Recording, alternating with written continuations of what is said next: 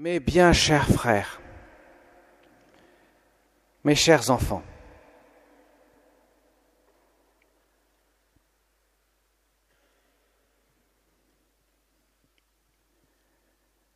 celui qui fait un miracle en mon nom ne peut pas aussitôt après mal parler de moi. Toutes les lectures que nous venons d'entendre à l'instant nous montrent qu'il nous faut opérer un discernement entre le bien et le mal, entre Dieu et l'esprit du malin, le mauvais, celui qu'on nomme le démon Satan. C'est ce que nous dit Jésus dans l'Évangile, mais c'est ce que nous dit aussi Saint Jacques dans la seconde lecture que nous avons entendue. Mais c'est ce que dit aussi, à sa façon, dans la première lecture nous avons entendu, le livre des Nombres, Moïse. Si seulement ce peuple était un peuple de prophètes, habité par l'Esprit Saint. Alors mes chers enfants, aujourd'hui vous allez faire votre profession de foi. Et certains d'entre vous ont leur première communion. Vous allez donc professer la foi que vous avez reçue le jour de votre baptême et que vos parents, parrains et marraines ont professé à votre place, car vous étiez encore trop petits. Et justement, vous allez dire que vous rejetez le péché, le mal, le démon, par qui le péché est entré dans le monde, et que vous croyez en Dieu le Père, en Dieu le Fils et en Dieu le Saint-Esprit, la Sainte Trinité, dans laquelle vous avez été plongés le jour de votre baptême, puisque le prêtre, lorsqu'il vous a baptisé, vous a dit « Je te baptise au nom du Père et du Fils et du Saint-Esprit ». Ce jour-là, le Saint-Esprit est venu habiter, demeurer dans votre cœur. Vous êtes devenus le temple de Dieu.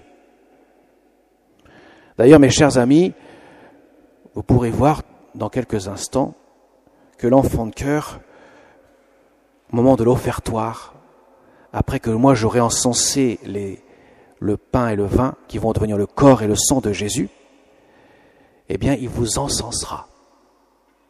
Pourquoi ? Parce que vous êtes devenus le temple de Dieu. Dieu demeure dans votre cœur.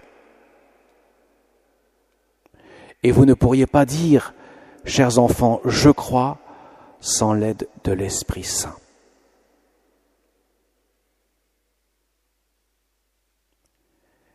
Car la foi est un don. Vous avez reçu le jour de votre baptême le don de la foi, de l'espérance et de la charité. Vous avez reçu ces dons et le Seigneur vous demande d'exercer des actes de foi, d'espérance et de charité. Voilà pourquoi Jésus, dans l'Évangile, nous demande de discerner, de savoir écouter Dieu et de repousser l'esprit du monde. Car il y a le bien et le mal. Et Dieu nous aide à discerner ce qui est bien, nous qui venons de lui, nous qui avons connu la vie parce qu'il nous a donné la vie, et en plus de surcroît, il nous donne son amour miséricordieux pour obtenir le salut, la vie éternelle. Mes chers enfants, ce jour-là, le jour de votre baptême, vous avez reçu l'un des plus beaux cadeaux de votre vie, la vie éternelle. Le don de la vie éternelle comme une graine en terre appelée à germer et à produire du fruit. Et cela produira d'autant plus de fruits que vous exercerez des actes de foi, d'espérance et de charité. Pendant la retraite, mes chers enfants, nous avons vu hier tout le mystère de la foi, les 12 articles de la foi. Qui est Dieu le Père ? Qui est Dieu le Fils ? Qui est Dieu, le Saint-Esprit? Et vous avez vu, ou du moins pesez un peu, que Dieu vient à notre rencontre. Dieu n'est pas resté dans son ciel, il s'est fait homme. Le Fils de Dieu s'est fait homme. Jésus est Dieu et homme à la fois, nous l'avons vu. Il est venu ici sur terre pour que nous puissions accueillir son amour qu'il nous a donné sur la croix, que nous puissions recevoir son corps et son sang et que nous puissions ainsi vivre de sa vie. Si vous allez dans quelques instants dire, chers enfants, je crois en Dieu le Père Tout-Puissant, je crois en Jésus-Christ son Fils unique, je crois au Saint-Esprit, c'est vous pour que vous puissiez vivre de la vie éternelle, la vie de Dieu. Car la vie éternelle n'est autre que de vivre de la vie même de Dieu. Et ça commence dès ici-bas. Pour vous, enfants qui allez faire votre première communion, vous allez recevoir Jésus, lui qui donne son corps et son sang, parce qu'il est Dieu. Et dans la prière de consécration, la prière que le prêtre prononcera dans quelques instants sur le pain et le vin, il dira « Ceci est mon corps livré pour vous ». C'est Jésus qui parlera à travers lui, mais il dira « Ceci est mon corps livré pour vous ». Il transformera ce qui est le pain en son corps, le vin en son sang, tout en gardant l'apparence, le goût, la saveur, l'odeur du pain et du vin. Mais ce qui est aura changé. Et vous serez ainsi habités par cette présence de Dieu qui est l'un des autres, des deux cadeaux, pourrait-on dire, que Dieu nous donne, l'un des plus beaux cadeaux aussi, avec la vie éternelle, la vie d'enfant de Dieu.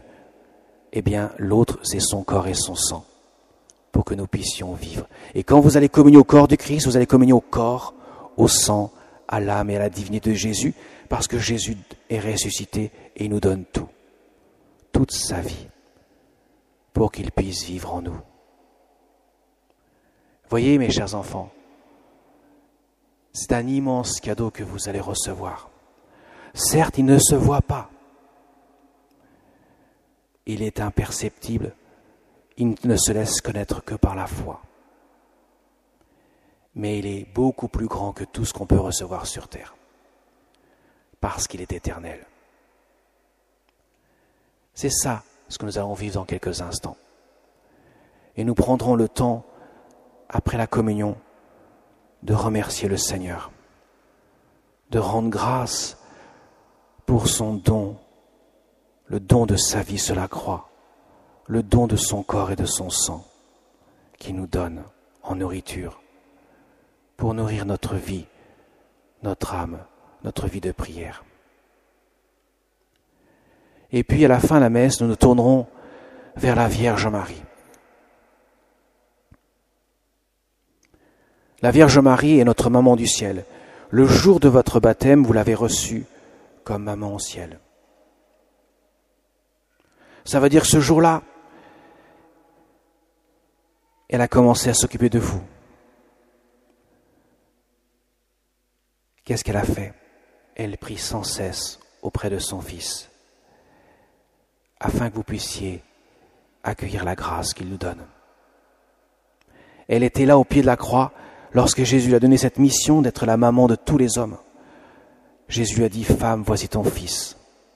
Cette croix que vous allez recevoir, vous, les enfants qui vont faire leur profession de foi, cette croix qui va reposer sur votre poitrine pour signifier justement que c'est cette croix, de cette croix que vient l'amour de Dieu. Et la Vierge Marie est là pour nous aider à davantage l'accueillir. Comme une maman aide son enfant à davantage accueillir l'amour qu'elle veut donner. Elle aide son enfant à grandir. Et justement, grandir, c'est accueillir l'amour. Car nous grandissons quand nous accueillons l'amour. Alors demandons à notre Mère du ciel de vous aider, chers enfants, à accueillir toujours cet amour de Dieu, quelle que sera votre vie. Ne l'oubliez jamais. Elle ne vous oubliera jamais. Quelles que soient les épreuves que vous traverserez, ne l'oubliez jamais. Elle est là pour vous.